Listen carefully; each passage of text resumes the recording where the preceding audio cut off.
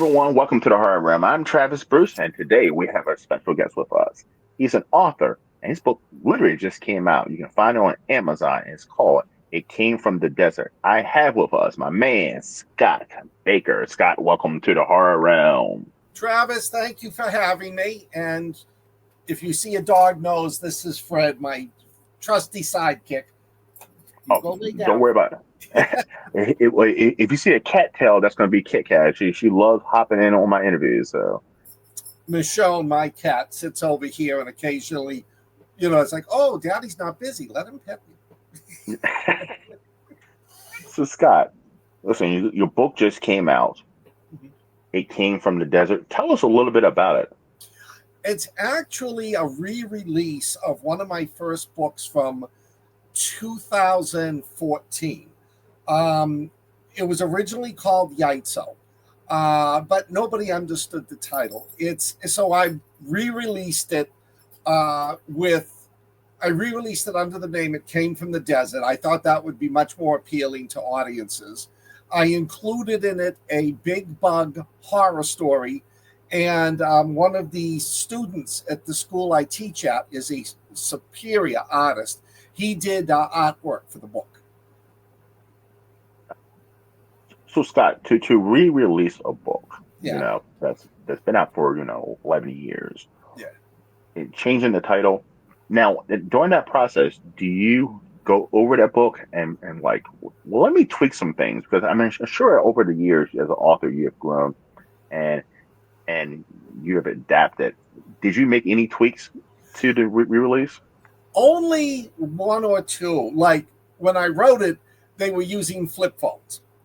And I figured, no, nobody today would know what that is, except the old people like us. So I changed flip phones to cell phones. But really, all I did was just correct any grammar or spelling mistakes, or any error in the plot line that I. There's very few changes to it, other than like upgrading flip phones to cell phones, um, correcting grammatical and spelling errors. The big thing to it is I added a short story that has the same tone as It Came from the Desert, and then the original artwork that was done by one of the students at my school. Nice. Now, And I as loved, an oh, I that's love good. this book because I wrote it particularly. It's contemporary, but it's got a 1950s big monster movie theme to it. Because I grew up I love it. watching Creature double feature, a giant behemoth, Gorgo. It came from outer space, and that was what I wanted to do with this one. There's a somewhat shady scene at the beginning that I don't go into a lot of details, but I had to put it in for the. It's probably PG-13, but I had to put it in to set up the opening scene. But other than that, there's no explicit sex. There's no f bombs in it. A 14 or 15-year-old could read it. And is it hard as an author? Because I love reading horror books, but I also like watching horror movies. Now, is it hard as a horror author to give the audience those descriptors, those non-visual descriptors, and to build that atmosphere psychologically? I don't find it that difficult, but when I'm writing my books, I always ask myself, okay, how would this look on the movie screen? Is it going to be something like if I have a zombie attack or vampires or, when this creature attacks, if it was being played in the movie, would the audience go, oh my God, this is so stupid? And that's how I try to keep it. I try not to make it like these over the top Marvel movies, the Fast and Furious. I try to keep everything as realistic as possible. And I actually got the inspiration for this book because I used to work for the government, and I worked with nuclear. I didn't create them, but I worked with nuclear weapons, and we went to Los Alamos once for a conference, And just driving around and seeing all the sights, I fell in love with the place. So that's when I said, I'm going to write a big monster novel based here. So, Love it.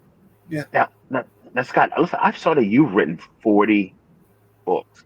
How in the hell are you able to pop out these ideas and get them on paper? My problem isn't coming up with the ideas. My problem is getting all of them onto paper. I have this. Things will come up. I will see something on a movie, or like the whole Shattered World series, my first young adult series. I got the entire idea by, remember the sci-fi series they had a while ago, Facelift or Face Off? Yes. And one of the characters that they produced, that the makeup for, I was like, wow. And from there, I just like mentally plotted out the whole series. Now, sometimes it gets me into trouble. Years ago, I was at a convention, and we had a late night panel. How far is too far?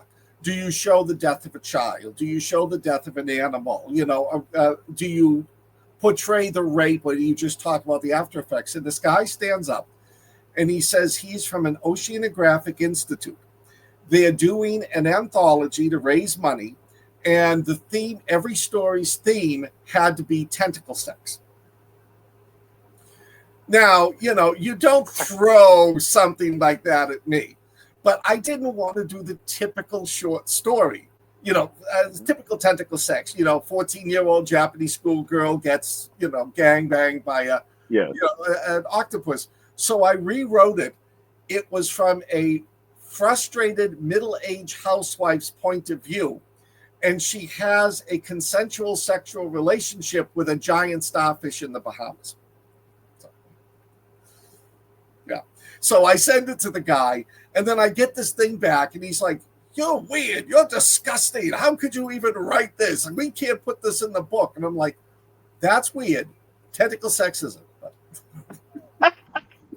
But as a writer, Scott, do you ever get into the point where you're writing and you're like, "Holy shit, this is some weird shit. What the fuck is wrong with me? Is this too far?" Do you ever get that thought in your head? I had only one thing I have never, well, in one of my first books, I did it, but there was a reason. Like, I will never explicitly show a rape scene. It's not the rape it's not the rape in much as the psychological effects afterwards that will affect the story. I have killed children, but it's got to be for the story. I won't kill off a dog or a cat or a child just for the sake of killing them off. It has to be part of the storyline. But it also depends what I'm writing. When I do the zombie novels, it's like no holds barred. They're hard X, tons of blood, tons of guts, gore. Some of the other books I write, I try to keep them like PG. Like my paranormal series is PG-13. So you got a nice little variety. Yes, which is very helpful because, like, when I go to a paranormal convention, I'll sell a lot of the paranormal books, and then people will buy some of the others. At horror conventions, they'll buy the Nurse Alyssa versus the zombies. They might buy some of the others, and I've now moved into the world of post-apocalypse with my World Gone Dark that came out earlier this year. It's a 15 of us. Now it's 13 of us. It's part of a Ravaged Skies series in which we all write about the same event, a solar flare that hits Earth July 17th at 5:17 p.m. and wipes out all electronics. And every one of us is writing the book from wherever we are. I did mine in southern New Hampshire. Somebody else did theirs in Idaho. Somebody else did it near Chicago. And now we're like with the second and third books, we're going to see if we can connect each other. Like one writer is going to like have a ham radio. So we're like, a bunch of us are talking like, oh, okay, I'll have my characters find a ham radio and we can communicate. Now, and that's an interesting thought to be able to collaborate with other writers. Yeah. I mean, that's some of my favorite books when you have the anthology series, or even they connect in some kind of way, and you get the two stories from two different authors and their opinion of what horror is, but they some kind of way connect. Yeah. No, it's fun working out that way. You know, and it's like, okay, you know, we're talking, all right, those of us that are doing the New England, we're gonna have like a massive hurricane come in. And so we're trying to coordinate the time that the hurricane will hit so it can like affect everybody. Now, Scott, I got a controversial question I'm gonna ask you. Yeah. Right now, it's a great time to be an indie horror, whether it be a filmmaker or author, because it's accessible to get your stuff out there. Right. Before it was tough. Do you feel like the market is getting oversaturated though? I wouldn't say oversaturated, because most of us, I did have a few indie publishers in the beginning, but they all started going out of business. Very few of them survived. I don't think it's oversaturated. To me, the toughest part is for those of us that are prolific and write well. We don't like type in something into AI, go to work, come back, and there's the novel. Or I've seen books so bad that it looks like literally somebody started writing it Friday night and put it up on Saturday. They didn't format it. They didn't do any editing. I think it's good that there's a lot out there. I love it because like I'll have friends that say, oh, you got to read this guy's book. And then I fall in love with him. I do a lot of what I do now is I use Kindle Unlimited. If I see an author I don't know, I'll get the book on Kindle Unlimited. If I like the book, I'll buy the print version and then stop buying the print version of their books all the time. And if I don't like it, I'll just put it off Kindle Unlimited. And I don't give bad reviews unless the book is badly written. I mean, if it's like poorly edited, if there's 1,000 mistakes, I'll mention that because that turns off any reader. But if the book is well written, but I just don't like the topic, then it's not fair for me to give a bad review. I agree. By the way, let me get a plug to Kindle Unlimited. I agree. Kindle Unlimited is for a reader like I'm like myself. It's a great program because you can be a little risky and try some new authors out. Yeah. And I've become a fan of many authors that I would have never even known. Yeah. But their book pops up and I gave it a shot. And it works for us because if you read 10 pages and don't like it and put it away, we still get paid for those 10 pages.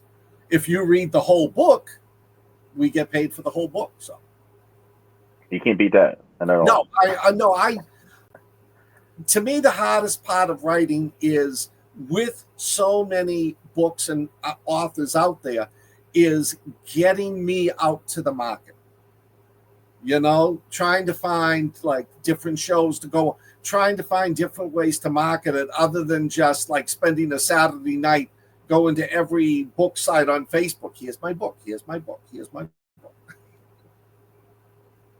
Now, what are some things that you do as an indie author to stand out? Do you go to book festivals? Do you go to horror cons?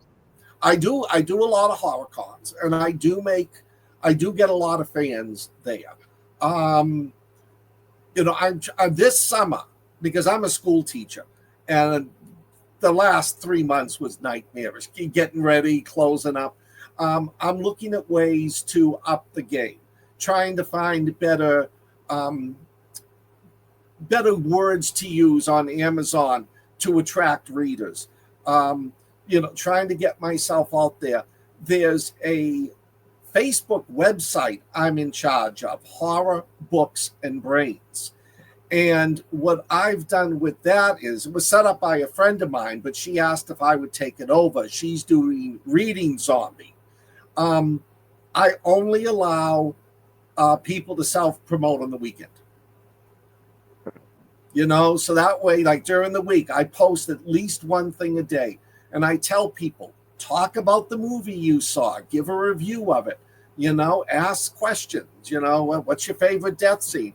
So that way, like during the week, people are like engaged, and then they know on the weekend. And there's a lot of good books, that are posted on the weekend.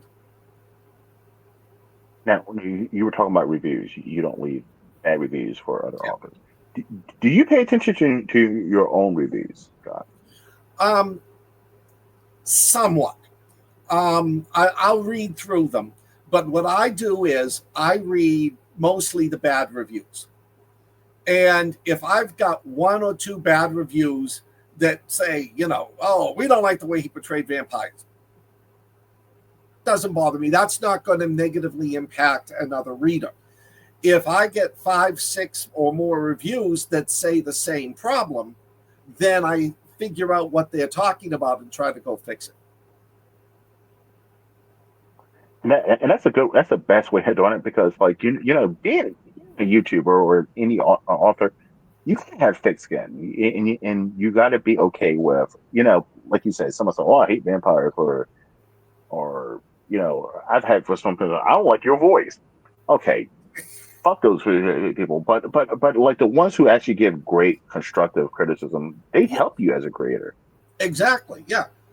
And that's like I've sometimes asked on my Facebook page, what tropes in zombie novels do you can't stand? I won't put them in the book. Now, Scott, listen, I do this every once in a while on my channel. I'm gonna do it for you today. Shoot 3 random hard questions. These are your personal opinion. Okay. All right. First question: What was the first horror movie that you saw that really scared the shit out of you? King Kong, the original King Kong. I was about 6 or 7 years old, and my mother let me stay up and watch it. And the scene that bothered me for weeks afterwards was when King Kong is looking through the window of the hotel at Fay Ray and Robert Armstrong. That was just, I'm 6 years old. We lived on the second floor. Every night I'd pull all the curtains down in front of my window. It was like, no way was Kong going to stare in at me. Second question: What is one horror franchise that you wish would take a break?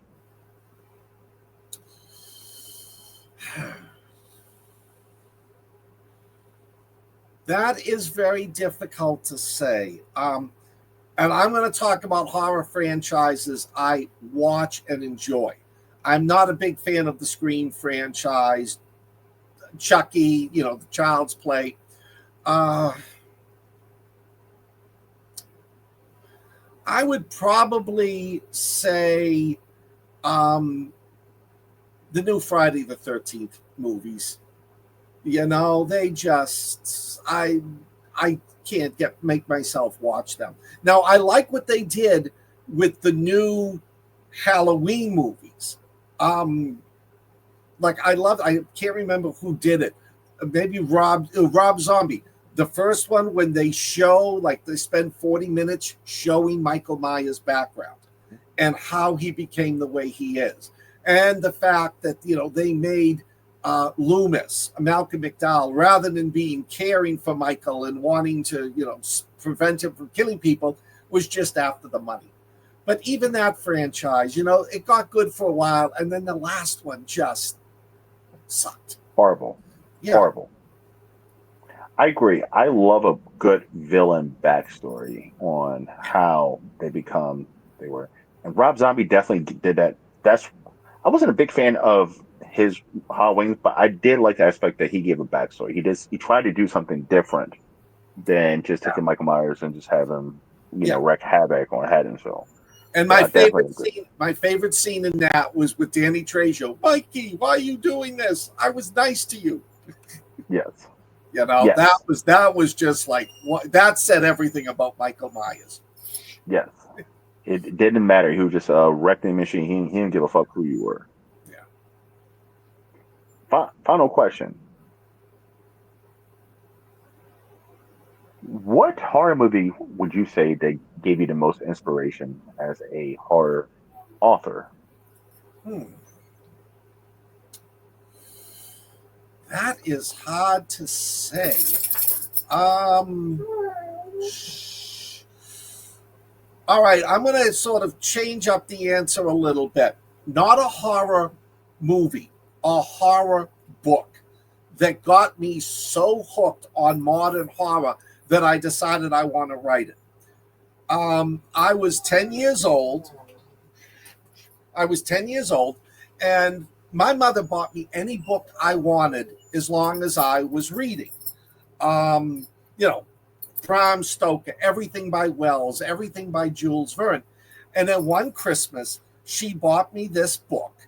It was by a no-name author back then, Graham Masterton's The Manitou. Mm. And I don't know if you've ever read it, but it's like, I'm 10 years old and there's this Native American Indian growing on a woman's back and they take an x-ray and deform it. There's an elevator full of cops being, butchered alive, because of the Manitou.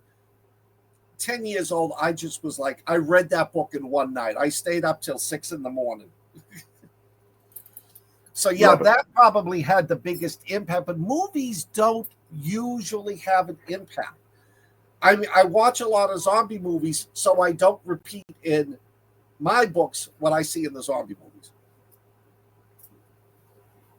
By the way, and that has to be hard to do, especially with zombies, because we've seen every type of zombie and every type of zombie scenario.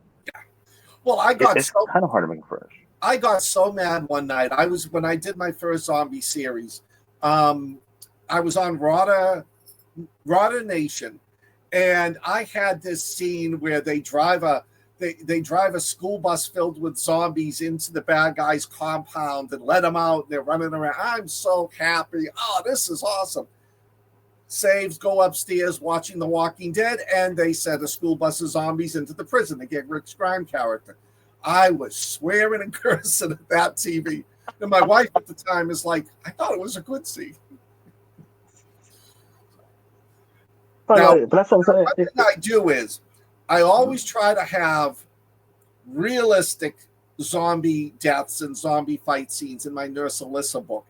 But I've come up with so many bizarre zombie kills. So that's why I did the start of the Chronicles of Paul, which is the story of her husband who's trapped somewhere else. And in that book, it's very tongue-in-cheek. I do the bizarre zombie kills. I have like one zombie fight scene when they're in a FedEx, and one woman has to defend herself. The only weapon she can find is a 12-inch long dildo. I've got another zombie scene where the zombies attack a logging camp. So the guys with the tree cutters and that just go ballistic on them. Love it, brother. Now, Scott, where can everyone find you and your work, my friend? Best place to find me, my books, Amazon.com, Scott M. Baker. There's a Scott Baker out there who writes horror from the 90s. That's why I put the M. That'll take you right to my author's page. And I've got everything. I've got vampires. I've got a young adult post-apocalypse. I got tons of zombie books. I got time-traveling Nazis. You name it, it's probably out there. The best place to follow me is my Facebook page, Scott Baker's, let me make sure I get this right, Scott Baker's Realm of Zombies, Monsters, and the Paranormal. That's where I talk about, that's where I do most of my personal page. I don't, do a lot of horror talking on. But there I'll talk about conventions I'm going to, books coming out, things we're involved with. Like one thing we're doing is I'm the Written Apocalypse Book Battle Royale in October. And what we do, there's like 32 of us that were selected, and we're pitting almost like the NBA finals. You know, Mhm. two of us, we're pitted together in 16 pairs. Boom. Now you've got 16 authors against each other, then 8, then 4. So we do that in October. That we do it that way. It gives everybody plenty of time to read the books. Oh, that's And if fun. you like post-apocalypse, it's a great way for you to start. This is Michelle. It's a great way for you to find a whole bunch of authors. That Ravaged Sky series, about 5 of us are in that post-apocalypse book battle royale. Awesome. Now, Scott, if there was a zombie apocalypse tomorrow, where are you going? Probably to hell because I'm not at my usual. Well, I'm not at my usual place. When I lived up in outside of Concord, New Hampshire, and it was funny because I have firearms, but I'm not one of those guys that has like 10, 50 firearms. If I can't survive with 5 or 6, I'm screwed. But I used to like collect bottled water and canned food, toilet paper, paper towels, and my wife at the time and her daughter were laughing at me all the time. Oh, you're a prepper. Oh, you're a survivalist. Then COVID hit, and all of a sudden, I was the smart guy of the family. But where I'm staying now, I'm staying with a family member. I'm helping to take care of my mother. There's no supplies like that. We're near a big city. If the zombie apocalypse breaks out, I'm just Game over. I might as well, just put barbecue sauce on me and let the zombies have fun. That's a good one, man. Listen, Scott, it's a blast having you on, man. Listen, everybody, get over to Amazon, check out his work, and also follow him on Facebook. Yes, please do. Everyone, thank you for coming to the Horror Room. I'm Travis Bruce, and that's my man, Scott M. Baker. Thank you. And We'll see thank you next for having time. me. Anytime, Scott. Anytime. Everyone, take care.